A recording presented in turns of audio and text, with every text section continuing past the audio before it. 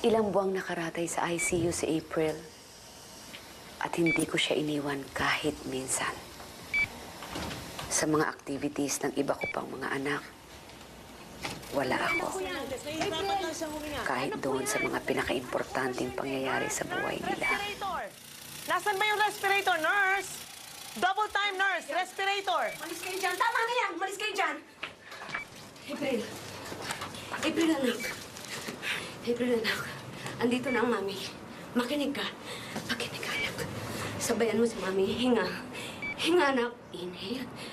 Exhale. Sabayan mo si mami, anak. Hinga. Paghinga ni mami, hinga ka rin, anak. Inhale. Exhale. Anak, sinabi mo walang iwanan. Huwag kang bibitaw, April. Huwag kang bibitaw, April. Hinga, hinga, anak. Inhale. Exhale. Hinga, anak. Sabayan mo si mami. April. April. Hinga, sabay. Sabay kay mami. Inhale. Exhale. Inhale. April. Hinga, sabayan mo si mami. Inhale. Exhale. April. April, sumabay ka kay mami. April, walang iwanan. Sabay kay mami. Inhale. Exhale. Hinga, anak. Hinga.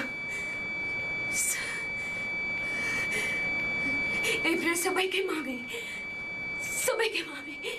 Sabay kay mami. Anak, walang iwanan. Huwag kang bibitiw, anak. Hinga. Hinga.